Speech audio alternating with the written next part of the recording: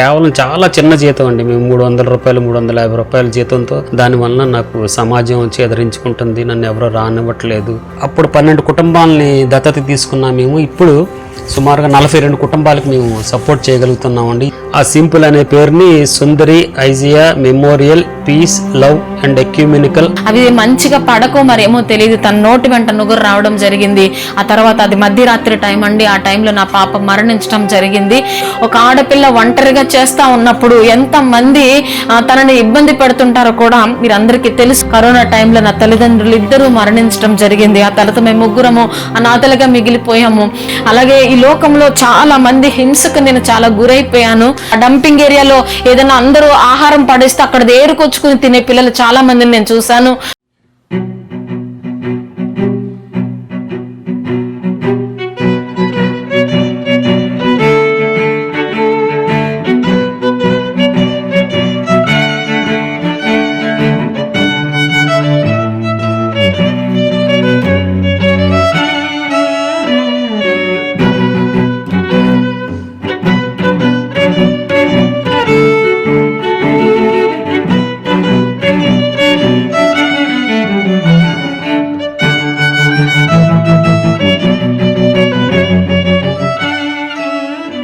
ప్రభువైన యేసుక్రీస్తు నామమునకు మహిమ ఘనత ప్రభావం కలుగును గాక. మరొక అద్భుతమైన సాక్ష్యంతో అలాగే ఒక మంచి పరిచర్యను మీకు పరిచయం చేయడానికి నేను ఎంతగానో సంతోషిస్తూ ఉన్నాను. మనతో ఉన్నటువంటి అయ్యగారు సుధాకర్ గారు, అలాగే వారికి సొంత బిడ్డ లాంటి సహోదరి సిస్టర్ వాణి గారు మనతో ఉన్నారు. వారు ప్రస్తుతానికి ఏలూరులో ఒక మంచి పరిచర్య చేస్తూ ఉన్నారు. ఎవరినైతే మరి సమాజం వెలివేస్తుందో, ఎవరినైతే ఈ సమాజం అసహ్యించుకుంటుందో వారికి ఆత్మీయ ఆహారంతో పాటు శారీరకమైన ఆహారాన్ని కూడా వారు పంచిపెడుతూ ఉంటారు. ఎయిడ్స్ వ్యాధిగ్రస్తుల మధ్య, అలాగే కుష్టి వ్యాధిగ్రస్తుల మధ్య, అనాథ పిల్లల మధ్య వారు సేవ చేస్తూ ఉన్నారు. వారికి కావాల్సినటువంటి నిత్యావసర వస్తువులు కూడా వారికి వీరు అందచేస్తూ ఉన్నారు. సింపుల్ మినిస్ట్రీ అనేటువంటి ఒక సొసైటీని స్థాపించి దాని ద్వారా ఈ పరిచర్యను కొనసాగిస్తూ ఉన్నారు. నిజంగా ఇది చాలా భారభరితమైన పరిచర్య. ఈ పరిచర్య గురించి నేను విన్నప్పుడు నేను చాలా సంతోషించాను. ఈ పరిచర్యను వారు చేసినటువంటి ఈ గొప్ప పరిచర్యను మీకు పరిచయం చేయాలని నేను ఎంతగానో ఆశపడుతూ ఉన్నాను. అయితే మొదటిగా వారి యొక్క సాక్ష్యాన్ని విని పరిచర్యలో ఉన్నటువంటి మరి వివిధ భాగాల గురించి కూడా మనం విందాం. ప్రైజ్ ది లార్డ్ అండి. Praise the lord. చాలా సంతోషం అండి. మీరు అనేక మంది అనాథ పిల్లలకు, అలాగే సమాజం వెలివేసినటువంటి మనం పలకటానికి కూడా ఇష్టం లేనటువంటి ఒక పదం ఎయిడ్స్ అని, అలాంటి వారికి కూడా మీరు చక్కగా ఎంతో పరిచర్య చేస్తూ ఉన్నారు. అలాగే కుష్టి వ్యాధిగ్రస్తుల మధ్య వారి కాలనీకి వెళ్ళి మరి ఎంతో చక్కగా వారికి కావాల్సినటువంటి నిత్యావసర వస్తువులు వారికి ఇస్తూ ఉన్నారు. అయితే ఈ పరిచర్య ఎలా మొదలైంది అనే చెప్పే ముందుగా మొదట క్లుప్తంగా మీ కుటుంబ నేపథ్యం చెప్పండి. నా పేరు సుధాకర్ అండి. మా నాన్నగారి పేరు మిషక్ గారు, మా అమ్మగారు కమలా మిషక్ గారు. మా తల్లిదండ్రులకు మేము ముగ్గురు సంతానం అండి. అయితే నేను 1990లో వివాహం చేసుకున్నానండి. అది ప్రేమ వివాహం. నా భార్య పేరు శాంతి ఐజియా. కొన్ని అననుకూల పరిస్థితుల్లో నేను ఇంట్లోంచి బయటికి రావడం, ప్రేమ వివాహం అంటే మీకు తెలిసిందే కాబట్టి ఆ పరిస్థితుల్లో మా అత్తగారు నా కుటుంబాన్ని నన్ను దగ్గరికి చేర్చుకుని చాలా ప్రేమతో మమ్మల్ని స్వీకరించి ఒక సొంత బిడ్డలాగా నన్ను చూశారు. అంటే ఇది నిజం. ఎందుకంటే ఆ పరిస్థితుల్లో నేను ఏమీ లేకోకుండా కట్టుబట్టలతో బయటకు వచ్చినప్పుడు తల్లిలాగా ఆదరించి కుటుంబాన్ని చాలా మంచి ప్రార్థనా పరులు మా అత్తగారు కూడా. అది నాది 1990లో మ్యారేజ్ అయిందండి మాకు అప్పుడు. అయితే అప్పటికి నా భార్య ఒక స్కూల్లో ఒక చిన్న చిరు ఉద్యోగం హిందీ పండిట్గా చేస్తుంది. ఇట్లా చేస్తూనే సండే స్కూల్ టీచర్గా కూడా తనకు మంచి అనుభవం ఉందండి అప్పుడు.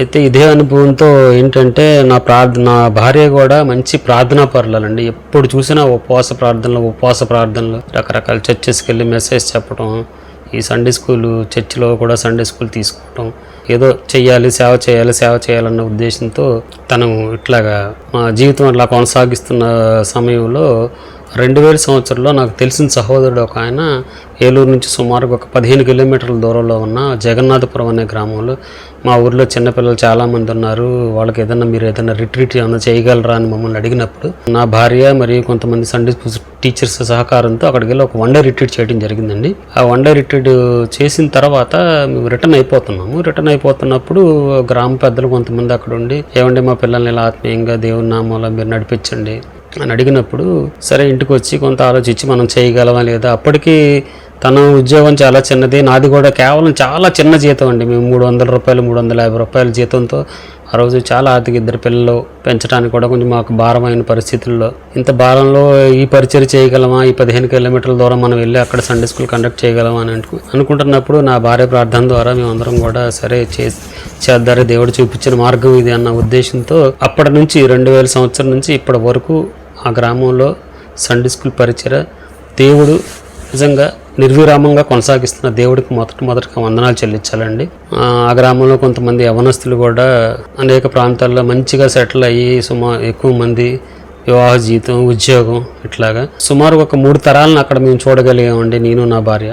అది చేస్తూ ఉండగా 2006 సంవత్సరంలో నేను ఒక క్రిస్టియన్ ఆర్గనైజేషన్లో వర్క్ చేస్తూ ఉన్నప్పుడు కొన్ని గృహ దర్శనాల నిమిత్తం నేను కొంతమందిని దర్శించాల్సి వచ్చిందండి. దర్శించాల్సి వచ్చినప్పుడు ఏలూరులోనే సహోదరి ఇంటికి నేను వెళ్ళటం జరిగిందండి. రిటర్న్లో నేను వస్తున్నప్పుడు అన్నయ్య అనుకుంటూ ఏడుస్తుందండి. ఏంటమ్మా ఏడుస్తున్నావు నువ్వు అంటే, అన్నయ్య నాకు ఇట్లా పలానా బలహీనత ఉంది అన్నయ్య, దానివల్ల నాకు సమాజం చేదరించుకుంటుంది, నన్ను ఎవరో రానివ్వట్లేదు, నేను చర్చిలో కూర్చుంటే నా పక్కన ఎవరు కూర్చోట్లేదు అన్నయ్య అని అసలు అంత దుఃఖపడలేదండి. మేము బయటకు వెళ్ళటానికి ఏమీ లేదన్నయ్య, పని చేసుకోవటానికి పని ఎవరు ఇవ్వట్లేదు, మాకు తినడానికి తిండి లేదన్నయ్య అని అన్నప్పుడు నిజంగా చాలా బాధపడ్డానండి. నేను అంతా కాదు. సరే ఇక ఏం చేయాలని నేను ఇంటికి వచ్చి నా భార్యతో షేర్ చేసుకోవటం జరిగింది. షేర్ చేసుకున్న తర్వాత ఇద్దరం ప్రార్థన చేసుకుని, తను చాలా భారంగా ప్రార్థన చేసి అసలు ఏంటి అని మళ్ళీ ఇద్దరం కలిసి మేము వచ్చి ఆ సహోదరుని కలవటం, తన సాక్ష్యం వినటం. సరే మేము ఏం చేయగలం మనం అనుకున్న దాంట్లో మాకున్నది చాలా చిన్న జీతాలు, సరే దాంట్లో కొంత దశం భాగం లాగా తీసి సరే చేస్తే బాగుంటుంది వాళ్ళకి ఏదన్నా అని చెప్పేసి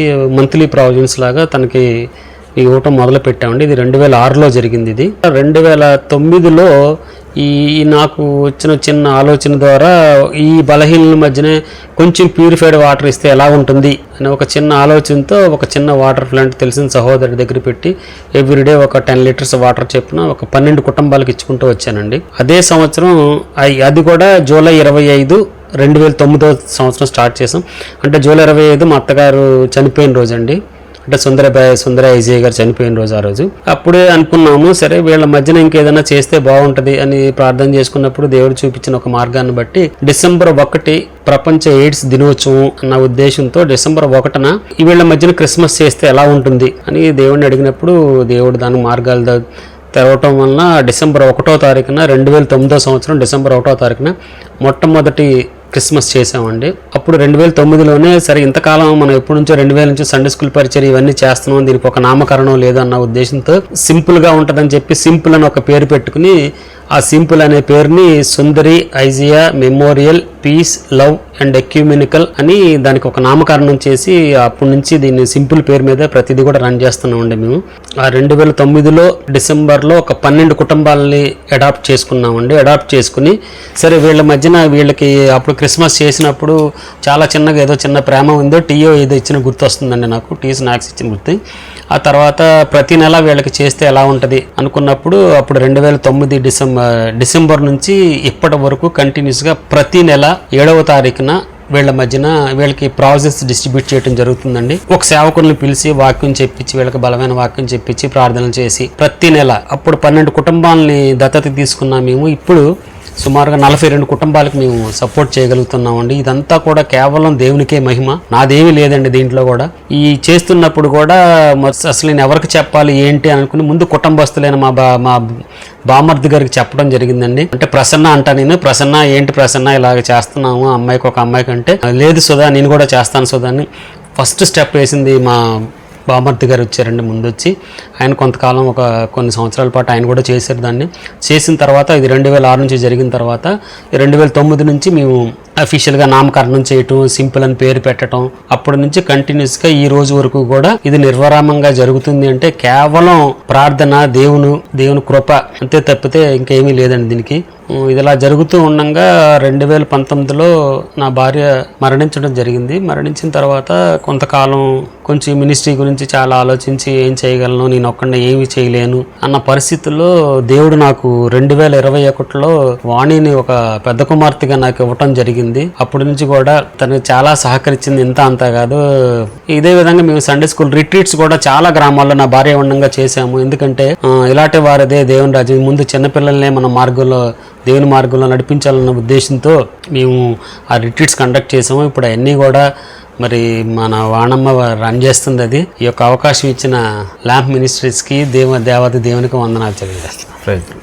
విన్నారు కదండి, సహోదరులు సుధాకర్ గారు చేస్తున్నటువంటి పరిచర్య. మొట్టమొదట వారి యొక్క సతీమణి దేవుని కృపను బట్టి అది స్థాపించడం జరిగింది.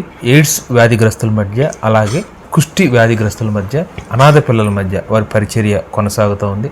వారికి ఆత్మీయ ఆహారంతో పాటు అలాగే శారీరకమైన ఆహారం కూడా వారు అందిస్తూ ఉన్నారు. అలాగే కుష్టి వ్యాధిగ్రస్తులకి వీల్ చైర్స్ లాంటివి కూడా అందించడం జరుగుతూ ఉంది. ఇది కేవలం దేవుని యొక్క కృప మీద తప్ప వారికి ఎలాంటి మరి ఆర్థికమైనటువంటి సోర్సెస్ ఏమీ లేవు. కేవలం దేవుని మీద ఆధారపడి ఇదంతా చేస్తూ ఉన్నారు. అయితే మీరు చెప్పారు కదా, బ్రదర్ చెప్పినట్టుగా 2019లో అమ్మగారు చనిపోయిన తర్వాత అద్భుతంగా దేవుడు మరొక సహోదరు ద్వారా ఈ పరిచర్యను కొనసాగిస్తూ ఉన్నారు. ఆ సహోదరితో కొన్ని విషయాలు మనం మాట్లాడదాం. అలాగే సహోదరితో కూడా చాలా మంచి సాక్ష్యం, ఆ సాక్ష్యాన్ని మీరు వినండి. అలాగే సహోదరి వచ్చిన తర్వాత ఇంకా పరిచర్య చాలా విస్తృతంగా దేవుడు విస్తరింపచేశారు. ఆ విషయాలు మనం అడిగి తెలుసుకుందాం. Sister praise lord. చాలా సంతోషం అండి. దేవుడు ఒక మంచి ప్రణాళికతో మిమ్మల్ని ఈ పరిచర్యలో మరి వాడుకుంటున్నందుకు దేవాదేవునికి వందనాలు, స్తోత్రాలు చెల్లిస్తూ ఉన్నాను. అయితే క్లుప్తంగా మీ రక్షణ సాక్ష్యాన్ని చెప్పి ఈ పరిచర్యలోకి మీరు ఎలా వచ్చారో చెప్పండి. అలాగే మొదటగా దేవాది దేవునికి వందనాలు తెలియజేస్తా ఉన్నాను.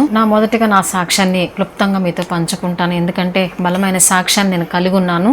అయినప్పటికీ సమయం లేని కారణముగా నేను క్లుప్తంగా ఈ సాక్ష్యాన్ని చెప్పాలని ఇష్టపడతా ఉన్నాను. అలాగే ఈ మినిస్ట్రీలోకి ఎలా వచ్చాననేది కూడా నేను మీకు తెలియచేయాలని ఇష్టపడతా ఉన్నాను. మొదటగా నా పేరు వాణి అండి. మాది ఒక చిన్న గ్రామం పేరు బోగోలు.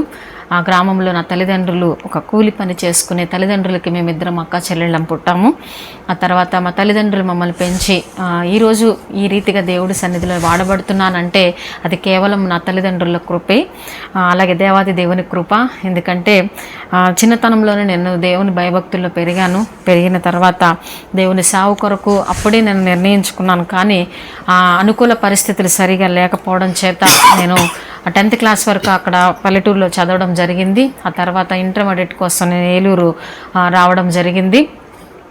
ఆ తర్వాత నేను చిన్నప్పుడే దేవుని యొక్క పరిచర్యలో చాలా చేయడం జరిగింది. అనేకమైన ప్రాంతాలలో నేను కూడా వాడబడిన దానను.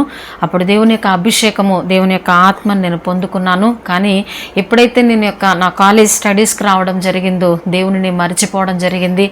నాలో ఉన్న పరిశుద్ధాత్మను నేను పోగొట్టుకోవడం జరిగింది. తర్వాత కొద్ది కాలం తర్వాత నా ఫస్ట్ ఇయర్ అయిపోయినప్పుడు తర్వాత నాకు ఒక వ్యక్తి పరిచయం అవ్వడము, అతను నన్ను వివాహం చేసుకోవడానికి పెద్దల సమక్షంలో జరగడం జరిగింది. నా వివాహము పెద్దల సమక్షంలోనే జరిగింది. తర్వాత అప్పటి వరకు నా భర్త ఎలాంటి వాడు, ఎలా ఉంటాడనేది కూడా నేను గ్రహించలేదు. నా వివాహం అయిన తర్వాత తను భయంకరమైన త్రాగుబోతని, భయంకరమైన వ్యసనాలతో ఉన్నాడని నాకు తెలిసింది. అప్పుడు చాలా బాధపడ్డాం మేము, మా తల్లిదండ్రులము. అయినప్పటికీ కూడా నేను అక్కడ నా అత్త కుటుంబంతో కలిసి నేను జీవించడం జరిగింది. మొదటగా నాకు గర్భం రావడం జరిగింది. ఆ గర్భంలో కూడా నా భర్తకి ఇష్టం లేకపోవడం చేత నేను మొదటగా నా అత్తమామల సపోర్ట్ కూడా నాకు లేకపోవడం చేత నేను మొదటగా నా గర్భాన్ని తీసివేసుకోవడం జరిగింది. ఆ తర్వాత నా భర్త అక్కడ చాలా ఎంతంటే భయంకరమైన పరిస్థితిలో నా భర్త ఉండడం జరిగింది. తను భయంకరంగా త్రాగడము, లేకపోతే నేనున్నాననే విషయం కూడా పట్టించుకోకుండా తన ఇష్టానుసారంగా తిరుగుతున్నప్పుడు, ఎవరి మాట వినకుండా తను తిరుగుతూ ఉన్నప్పుడు కూడాను నేను చాలా కన్నీళ్లు కార్చాను. ఎందుకు నాకు ఇలాంటి జీవితం ఇచ్చావయ్యా, ఎందుకు నన్ను ఇలా పాపమనే ఊబిలో పడవేసావని నేను దేవునికి చాలా కన్నీళ్లు కార్చేదాన్ని. అయినప్పటికీ దేవుడు నన్ను విడిచిపెట్టలేదు. ఆ తర్వాత నాకు మరలా ప్రెగ్నెన్సీ రావడం జరిగింది. ఆ తర్వాత ప్రెగ్నెన్సీ అప్పుడు కూడా చాలా భయంకరమైన నిందలు, అవమానాలతో నేను ఆ కుటుంబంలో కొనసాగించాను. ఎంతో హీనంగా చూడబడేదాన్ని. ఎందుకంటే నా అత్తమామల కుటుంబం చాలా ఆర్థికంగా చాలా మంచి కుటుంబం అది. కానీ నేనైతే చాలా పేదరికంలో ఉన్నదానను. అంత గొప్ప ఇంటికి నేను కోడలుగా వెళ్ళినప్పుడు నా స్థితి అనేక మందికి తెలుసు. నేను అక్కడ సరిగ్గా వాళ్ళతో కలిసి జీవించలేకపోయేదాన్ని. ఎందుకంటే అడుగడుగున నన్ను అవమానపరుస్తూ ఉండేవాళ్ళు అనమాట. అలాంటి పరిస్థితుల్లో నేను తల వంచుకుని నేను అక్కడ కాపురం ప్రయాణం చేస్తూ ఉండేదాన్ని. ఆ తర్వాత నా పెద్ద పాపని డెలివరీ కోసం నా పుట్టింటికి వెళ్ళడం జరిగింది. ఆ తర్వాత పాప డెలివరీ అయినది. ఆ తర్వాత కొంచెం నా భర్త ఏదో అయిష్టంగా నా బిడ్డను స్వీకరించడం జరిగింది. అయినప్పటికీ కూడా ఓర్చుకున్నాను. ఆ తర్వాత రెండో పాపని నేను మరలా ప్రెగ్నెంట్ రావడం జరిగింది. ఆ రెండో పాప వాళ్ళు నాకు ట్విన్స్గా నాకు ఉండడం జరిగింది. నేను స్కానింగ్ తీసినప్పుడు అప్పుడు వెంటనే ట్విన్స్ ఉన్నారు నా గర్భంలో నేను తెలియచేయగానే నా అత్త, మామ, నా భర్త అందరూ కలిసి ఈ బిడ్డల్ని ఎలా పోషిస్తారు, ఎలా పెంచుతారు, నీ భర్త చూస్తే ఇలా ఉన్నాడని చెప్పి నన్ను చాలా అవమానపరిచేవాళ్ళు. ఆ బాధపడుతూనే నేను నా బిడ్డలను మోయడం జరిగింది. ఒక 6 నెలలు మాత్రం నేను అక్కడ ఉండడం జరిగింది. ఆ తర్వాత బాధలు తట్టుకోలేక, సరిగా తినలేక, నేను అక్కడ జీర్ణించుకోలేకపోయేదాన్ని. ఆ తర్వాత నా తల్లిదండ్రులు నన్ను నా గృహానికి తీసుకువెళ్ళడం జరిగింది. అలా నా తల్లిదండ్రుల దగ్గర కూడా ఏమీ లేని పరిస్థితి అండి. ఆ టైంలో కూడా నా తల్లిదండ్రులు నాకు తినక నేను ఆ పిల్లల్ని డెలివరీ అవ్వడం జరిగింది. ఆ తర్వాత డెలివరీ అవ్వడానికి కూడా నా దగ్గర డబ్బులు లేని పరిస్థితిలో నా అత్త మామలు పెట్టిన నా తాళిని సహితం నేను అమ్మి నా బిడ్డలకు ఆపరేషన్ చేయించుకుని నేను బయటికి తీసుకురావడం జరిగింది. ఆ ఉన్న కొంత ధనముతో నా బిడ్డలను కొంతకాలం పోషించగలిగాను. ఎందుకంటే నా తల్లిదండ్రులు చాలా ముసలివాళ్ళు. మేము వాళ్ళకి లేట్గా పుట్టడం చేత నా వివాహానికి వాళ్ళు చాలా ముసలివాళ్ళు అయిపోయారు. సో ఆ విధంగా నా బిడ్డలు తర్వాత రెండో పాప నా దగ్గర ఒక 15 మేబీ 20 రోజులు ఉన్నట్లుంది. అది సరిగా పాలు కూడా నా దగ్గర లేని పరిస్థితి. ఆ టైంలో పట్టించలేని పరిస్థితిలో మా ఇంటిలో ఉన్న గంజి వాటర్లో ఒక షుగర్ వేసి నా పాపకు పట్టిస్తూ ఉండేది నా తల్లి. ఆ విధంగా 2 బిడ్డలు ఇంకా పెద్ద పాప 3 బిడ్డల్ని పెంచడానికి నాకు చాలా కష్టం అయితే ఉండేది. ఆ సమయంలో నాకు అప్పుడు ఆ పాపకి వేరే ఒక పాలు తీసుకొచ్చి పట్టించడం చేత అవి మంచిగా పడకో మరేమో తెలియదు, తన నోటి వెంట నుగురు రావడం జరిగింది. ఆ తర్వాత అది మధ్యరాత్రి టైం అండి. ఆ టైంలో నా పాప మరణించడం జరిగింది. ఎందుకంటే నేను సరైన ట్రీట్మెంట్ కూడా చేయలేని పరిస్థితి నాది. నేను ఆ విధంగా ఒక పాపను కోల్పోయాను. తర్వాత రెండో పాపని ఇమీడియట్లీగా తీసుకొచ్చి నేను హాస్పిటల్లో అడ్మిట్ చేశాను. ఆ విధంగా రెండో పాపని నేను బ్రతికించుకోగలిగాను. ఇప్పుడు నా దగ్గర 2 బిడ్డలు ఉన్నారు. ఆ బిడ్డల్ని కూడా నేను పోషించుకోవడానికి మార్గం ఎలా వేసాయా అని చెప్పి సిజేరియన్ చేయించుకున్న 1 మంత్ నుంచి నేను దేవుని సన్నిధిలో పోరాడుతూ ఉన్నాను. అనుకోని రీతిలో ఒక చిన్న ఉద్యోగం నాకు దొరికింది. అది నెల 1500 రూపాయల ఉద్యోగం. అది ఆ సమయంలో నేను ఆ సిజేరియన్ చేయించుకుని ఉద్యోగానికి ఎలా వెళ్ళాలని చాలా ఏడ్చేదాన్ని. కానీ నా తండ్రి దగ్గర ఒక టవల్ తీసుకుని నన్ను అడుగుకు చుట్టూ దాన్ని గట్టిగా కట్టి ఆ తర్వాత నాకు డ్రెస్ వేసి నన్ను ఉద్యోగానికి పంపించారు వాళ్ళు. ఆ రీతిగా నేను ఆ టైంలో ఆ నొప్పి, ఆ పెయిన్ చాలా భరించేదాన్ని, అలా ఓర్చుకున్నాను కూడా. అది చాలా విషయాల్లో నేను దేవుణ్ణి అడుగుతూ ఉండేదాన్ని, ఎందుకు నాకు ఈ శ్రమలు, ఏ ఆడపిల్లకి లేని శ్రమలు నేను ఎందుకు భరించాల్సి వస్తుంది, ఏ ఆధారం లేదు ఇక్కడ చూస్తే, నేను ఎలా బ్రతికించాలేసే అని ఎంతో కన్నీళ్లు కార్చేదాన్ని. ఆ తర్వాత సమాజంలో ఎదుర్కొనే సమస్యలు మీ అందరికీ తెలుసు. ఎందుకంటే ఒక ఆడపిల్ల ఒంటరిగా చేస్తూ ఉన్నప్పుడు ఎంతమంది తనని ఇబ్బంది పెడుతుంటారో కూడా మీరందరికీ తెలుసు, నేను వివరించిన అవసరం లేదు. అలాంటి భయంకరమైన పరిస్థితులన్నిటిని దాటుకుంటూ నేను వెళ్తా ఉండేదాన్ని. అయినప్పటికీ కూడా దేవుని కాపుదల, దేవుని సహాయము నా బిడ్డలకి, నాకు, నా తల్లిదండ్రులకి ఇస్తా వచ్చారు. ఆయన ఆ దేవుని నామానికి నిజంగా నేను ఎంతో రుణపడి ఉన్నాను. ఆ రుణాన్ని దేవుడు ఈ రీతిగా తీర్చుకోవడానికి నాకు ఇచ్చాడని నేను ఆశపడతా ఉన్నాను. అలాగే ఆ విధంగా నేను ఉద్యోగం చేసిన తర్వాత నా 2 బిడ్డల తర్వాత కరోనా టైంలో నా తల్లిదండ్రులు 2 మరణించడం జరిగింది. ఆ తర్వాత మేము 3 అనాథలుగా మిగిలిపోయాము. మా 3 పరిస్థితి ఏంటేసే అని ఎప్పుడు ప్రార్థిస్తూ ఉండేదాన్ని. అలాగే ఈ లోకంలో చాలా మంది హింసకు నేను చాలా గురైపోయాను. అది భయంకరమైన పరిస్థితి. ఏ విధంగా చెప్పాలో నాకు తెలియడం లేదు. కానీ అనేక మంది నోళ్లతో మమ్మల్ని ఎలా విధంగా గేలి చేసేవాళ్ళు, ఎలా బ్రతుకుతారు అని, లేకపోతే ఎలా బ్రతుకుతున్నారు అని చెప్పి మమ్మల్ని అవమానపరిచేవాళ్ళు.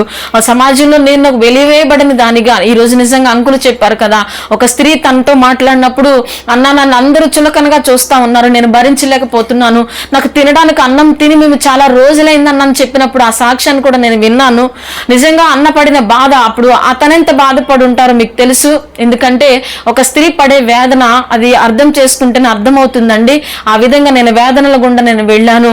అంత భయంకరమైన పరిస్థితుల గుండా నేను వెళ్ళాను. ఎందుకంటే ఆదరించేవారు లేరు, నా అనేవాళ్ళు లేరు. ఒకవేళ మాకు ఏదైనా అయిపోతే కూడా మా శవాలను బయటికి తీసుకొచ్చే వాళ్ళు కూడా లేరని నేను ఏడుస్తూ ఉండేదాన్ని. అయినా దేవుడు విడిచిపెట్టడండి. మనుషులు విడిచిపెట్టిన దేవుడు విడిచిపెట్టే దేవుడు కాదు. నా దేవుడు నన్ను, నా బిడ్డల్ని విడిచిపెట్టలేదు. ఎవరు వదిలేసినా, ఎవరు మమ్మల్ని చేరదీయకపోయినా, ఎవరు మాకు తోడుండకపోయినా దేవుడు మాకు తోడున్నాడండి. ఆ రీతిగా నేను నా బిడ్డల్ని పెంచుతూ వస్తూ ఉన్నాను. ఒక దినాన నేను ఒక సంఘానికి వెళుతూ ఉండేదాన్ని. ఆ సంఘంలో ఒక స్త్రీల మీటింగ్ జరిగింది. ఆ మీటింగ్ ఒక సేవకురాలు రావడం జరిగింది. అక్కడ ఆ సేవకురాలు నోటి నుంచి నాకు ఒక ప్రవచనాన్ని దేవుడు ఆ రోజు చెప్పడం జరిగింది. ఎందుకంటే రాత్రికాల సమయంలో ఆమె మా మీటింగ్కి రావడానికి దేవుని సన్నిధిలో కనిపెడుతూ ఉన్నప్పుడు నా పేరుని దేవుడు ఆమెకు స్పష్టంగా చూపించడం జరిగిందట. ఆమె ఒక పేపర్ మీద నా పేరు రాసుకుని మరి ఆ ఆరాధనకు రావడం జరిగింది. అప్పుడు అంతమంది మా స్త్రీల మధ్యలో నా పేరు పెట్టి పిలవడము, ఆమె నువ్వు రాబోయే దినాలలో సేవకురాలుగా దేవుడు నిన్ను ప్రతిష్ఠించాడని ఆమె ప్రవచించి చెప్పడం విన్నప్పుడు నేను చాలా కన్నీళ్లు కార్చాను. అది నా యొక్క ఫేస్బుక్ లో ఉంటుంది అది ఆ స్టోరీ అంతా. ఎందుకంటే ఇది దేవుని పిలుపండి. దేవుడు పిలిచిన వారిని దేవుడు ఎప్పుడు విడిచిపెట్టాడు. కాబట్టి దేవుని పిలుపు నాపై ఉన్నదని నేను నమ్ముతూ ఉన్నాను ఇప్పటికీ కూడాను. ఆ పిలుపుతో దేవుడు నన్ను పిలిచాడు. తర్వాత పిలిచిన పిలుపును నేను మర్చిపోయానండి. మర్చిపోయి 2 సంవత్సరాల వ్యవధిలో నేను వదిలేశాను దేవుని పిలుపుని. ఆ 2 సంవత్సరాలు మనందరికీ తెలుసు, భయంకరమైన కరోనా, అనేక మంది ఈ లోకాన్ని విడిచి వెళ్ళిపోయినప్పటికీ కూడా దేవుడు నన్ను నా బిడ్డల్ని కంటికి రెప్పలా కాపాడు. నేను హాస్పిటల్లో జాబ్ చేస్తూ ఉండేదాన్ని. ఆ సమయంలో కూడా నేను హాస్పిటల్ నుంచి ఇంటికి వచ్చినప్పుడు కనీసము నేను అంత భయంకరమైన ఆ యొక్క శవాల మధ్య నుండి నేను బయటకు వచ్చేదాన్ని. కానీ దేవుడు నాకు నా బిడ్డలకి ఏ హాని కలగకుండా 2 సంవత్సరాలు దేవుడు నన్ను కాచి కాపాడాడు. అయినా దేవుడు పిలుపుని నేను మర్చిపోయాను. ఆ తర్వాత ఒక దినాన నన్ను ఒక సిస్టర్ ఒక మీటింగ్కి ఇన్వైట్ చేసినప్పుడు నేను అక్కడికి వెళ్ళడానికి ఇష్టపడ్డాను. ఎందుకంటే ఆమె కూడా 2 సంవత్సరాల నుంచి నన్ను అడుగుతా ఉన్నది, నువ్వు మా యొక్క మినిస్ట్రీలకు రమ్మని. కానీ నాకు ఇష్టం లేక ఆమె దగ్గరికి వెళ్ళడం లేదు. ఆ తర్వాత ఎందుకో దేవుని యొక్క ఆ పిలుపు మేరకు ఆ రోజు నేను సిద్ధపడి వెళ్ళానండి. వెళ్ళినప్పుడు అక్కడ ఒక కారు మీద నేను విజయవాడ పట్టణానికి వెళ్ళవలసి వచ్చింది. అప్పుడు వేరొక కారు ఎక్కాను. కానీ దేవుడు ఎందుకో తెలియదు నన్ను ఆ కారులో నుంచి వేరొక కారులోకి వెళ్ళడానికి దేవుడు కృప చూపించాడు. అది తెలియని పరిస్థితుల్లో నేను ఆ కారు ఎక్కడం జరిగింది. ఆ కారులో నేను వెనక కూర్చుని ఉన్నగా కొద్ది దూరం వెళ్ళిన తర్వాత నాకు సుధాకర్ అంకుల్ నా ప్రక్కన కూర్చోవడం జరిగింది. కూర్చున్న దగ్గర నుంచి అంకులు పడుతున్న వేదన, అంకులు చెప్తున్న మాటలు, నా హృదయంలో ఏదో తెలియని చిరాకు. ఎందుకంటే ఈయన ఎందుకు ఎక్కిన దగ్గర నుంచి ఇలానే మాట్లాడుతున్నాడు, మాటికి పరిచర్య అంటా ఉన్నాడు, అసలు నేను మనశ్శాంతి లేకుండా ఉందని నేను చాలా ఫీల్ అయ్యానండి. కానీ దేవుని ప్రణాళిక ఉందండి. ఆ ప్రణాళికే నన్ను అక్కడికి తీసుకెళ్ళిందని నేను విశ్వసిస్తా ఉన్నాను. కాబట్టి తిరిగి వస్తూ ఉన్నప్పుడు కూడా ఆయన నాతో ఇదే విషయం మాట్లాడుతూ ఉన్నారు. నా పరిచర్యలు ఆగిపోయాయి. ఆ తర్వాత లాస్ట్ లో నన్ను అడగడం జరిగింది, సిస్టర్ మీరు ఏం చేస్తారని.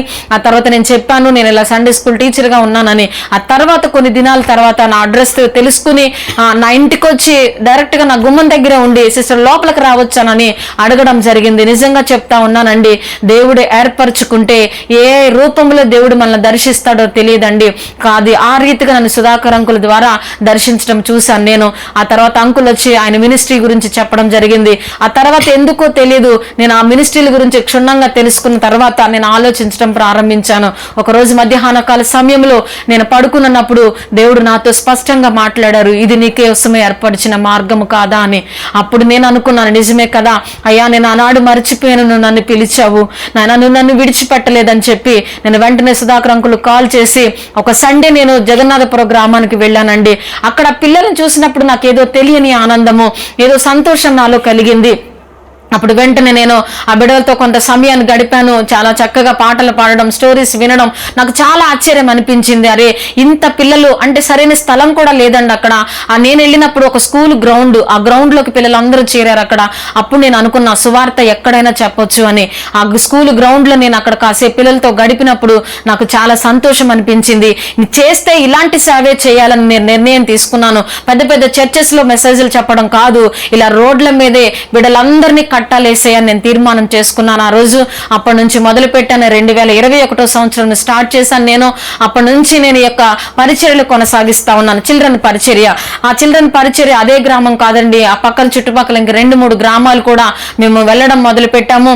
నేను ఇక్కడ ఇంటిలో ఆదివారం కరెక్ట్ గా 3 గంటలకు బయలుదేరితే నేను రాత్రి ఇంటికి వచ్చేసరికి 9 అవుతా ఉంటదండి. ఇన్ని గ్రామాల పిల్లల సండే స్కూల్ చూసుకుని నేను ఇంటికి రావడం జరిగింది. అయినా నాకు ఏ రోజు అలసట అనిపించేది కాదండి. ఎందుకంటే నేను చేస్తున్న సేవలో ఒక చక్కటి ఉపయోగం ఉందనే ఆశ నాకు నా హృదయాన్ని తడతా ఉందన్నమాట. ఎందుకంటే చిన్నపిల్లలను కట్టడం ఆషామాషి కాదండి. బిడ్డల దగ్గరికి వెళ్ళి వాళ్ళకి చెప్తా ఉంటే కొంతమంది వింటారు, వినరు. కానీ అందరి బిడ్డలను ఆకర్షించే యొక్క ఆ వాక్ చాతుర్యాన్ని దేవుడు నాకు ఇచ్చాడండి. అనేక మంది బిడ్డలుగా నన్ను తల్లిగా నిలబెడతా ఉన్నాడు. నేను దాన్ని బట్టి కూడా ఎంతగానో స్తుతిస్తా ఉన్నాను. తర్వాత సుధాకర్ రాయ్ గారికి ఉన్నది ఇంకొక మినిస్ట్రీ, సింపుల్ మినిస్ట్రీ అనమాట. అది ఆ బలహీనుల మధ్య పరిచర్య, అంటే HIV యొక్క పరిచర్య అనమాట. ఈ రోజుల్లో HIV హెచ్ఐవి అనేది మీ అందరికీ తెలిసిన విషయమే.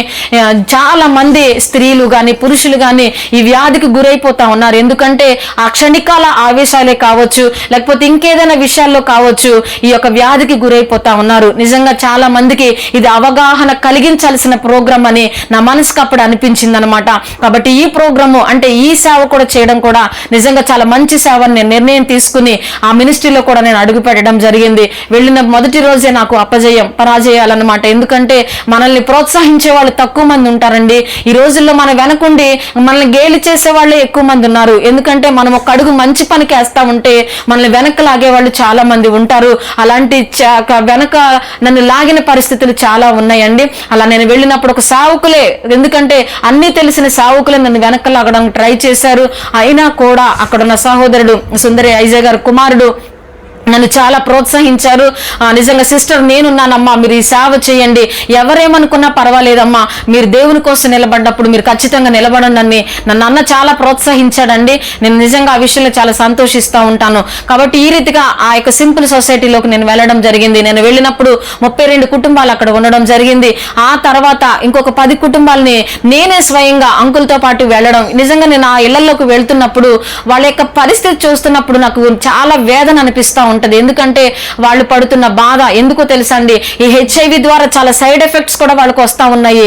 దాంతో చాలా బాధలు. నేను ఇప్పటికే చూస్తున్నా మా యొక్క సింపుల్లో 2 స్త్రీలు ఇప్పటికి క్యాన్సర్ తో బాధపడతా ఉన్నారు. ఒక స్త్రీ అయితే గత కొద్ది కాలంలో మరణించింది. ఇంకొక స్త్రీ భయంకరంగా బాధపడతా ఉంది. ఎందుకంటే ఈ హెచ్ఐవి ద్వారా ఈ వ్యాధే కాదండి, ఇంకా వాళ్ళకి సైడ్ ఎఫెక్ట్స్ ద్వారా చాలా వ్యాధులు వీళ్ళకి సంక్రమిస్తా ఉన్నాయి. కాబట్టి ఆ వ్యాధుల్లో ఉన్న బిడ్డలకి సరైన ఆహారం లేక, సరైన తిండి లేక ఎంతో మంది అలమటిస్తూ ఉన్నారండి. నేను స్వయంగా ఆ 10 కుటుంబాల్లోకి నేను వెళ్ళి చూసినప్పుడు నేను చాలా బాధ, ఆ వేదన నన్ను ఇప్పటికీ పిండేస్తా ఉంది. ఆ 10 కుటుంబాలు మేము అడాప్ట్ చేసుకున్నాము. ప్రతి నెల 7వ తారీఖున ఈ సింపుల్ సొసైటీ ద్వారా కొన్ని ప్రావిజన్స్ వాళ్ళకి ఇవ్వడం జరుగుతుంది. నాకు తెలిసైతే ఒక 10-15 రోజులు బ్రతకొచ్చేమో, కానీ ఆ 10-15 రోజులైనా వాళ్ళకి ఒక ప్రాణం ఇస్తున్నాము, చక్కగా తినడానికి ఉంటుందని ఆశతో ఈ పని చేస్తున్నప్పుడు నా వంతు నేను కూడా చేయాలని ఆశపడి నేను చాలా శ్రమిస్తా ఉన్నాను దీనికోసము. నిజంగా దేవుడు ఆ యొక్క సొసైటీ మీద ప్రణాళిక ఉందండి, నేనైతే ఖచ్చితంగా చెప్పగలను. ఎందుకంటే ఎక్కడో ఉన్న నన్ను, ఏదో మూలన్న నన్ను దేవుడు ఒక ప్రణాళిక ఉండబట్టి ఈ సేవలోకి నన్ను తీసుకొచ్చాడు. ఈ సేవను ఇంకా నేను విస్తరింప చేస్తా ఉన్నాను. అలాగే నాకు ఇంకొక పరిచర్య, స్త్రీల పరిచర్య. ఇది నేను జగన్నాథపురం గ్రామంలోనే నాకు చిన్నపిల్లలతో మాట్లాడుతూ ఉన్నప్పుడు ఆ బిడ్డల మధ్య సరైన అవగాహన కల్పించలేకపోతున్నాము. అదే తల్లిదండ్రులు ప్రోత్సాహంగా ఉంటే, అంటే తల్లిదండ్రులకు దేవుని గురించి తెలిస్తే బిడ్డలను ఖచ్చితంగా సండే స్కూల్ పంపిస్తారు. ఆ ఉద్దేశంతో చాలా మంది బిడ్డలు ఒక వారం వస్తున్నారు, రావటం లేదు. నేను వీధిలో మేను అంకులు కలిసి వీధి తిరిగి ఎక్కడ ఆడుకుంటున్న పిల్లలందరినీ తీసుకొచ్చి అక్కడ కూర్చోబెట్టుకుంటున్నాం. ఇది కాదు, వాళ్ళ తల్లిదండ్రులు మనం కడితే బాగుంటుందనే ఉద్దేశంతో 2 స్త్రీల దగ్గరికి నేను వెళ్ళడం జరిగింది. ఆ స్త్రీలతో మాట్లాడినప్పుడు, అక్క మీరు తప్పకుండా మాకు కొంత వాక్యం చెప్పండి అక్క, నా వాళ్ళుగా అడగడం జరగడంతో ఒకరోజు బుధవారం అనేది కేటాయించుకుని వాళ్ళ దగ్గరికి వెళ్ళాను. వాళ్ళిద్దరే కాకుండా వాళ్ళ చుట్టుపక్కల ఉన్న స్త్రీలందరినీ పోగు చేశారండి. ఆ రోజు అద్భుతమైన రీతిలో దేవుడు నాతో మాట్లాడాడు. వారి హృదయాల్లోకి ఆ వాక్యం ఎప్పుడైతే వెళ్ళిందో అక్కడున్న స్త్రీలందరూ కన్నీటితో ప్రార్థన చేయడం మొదలు పెట్టారు. ఆ ప్రార్థన ఇంకా ఇది కంటిన్యూ చేయండి అక్క అనే స్థాయికి దేవుడు తీసుకొచ్చాడండి. నిజంగా దేవుని నామానికి నేను వందనాలు తెలియజేస్తా ఉన్నాను. అక్కడ నుంచి మొదలైంది. ఆ తర్వాత నుంచి కూడా కొంచెంగా రావడం. ఈ రోజు 50 మంది స్త్రీలు జగన్నాథపురం గ్రామంలో ఈ ప్రతి బుధవారం ఈ ప్రార్థన నేను కొనసాగిస్తా ఉన్నాను అన్నమాట.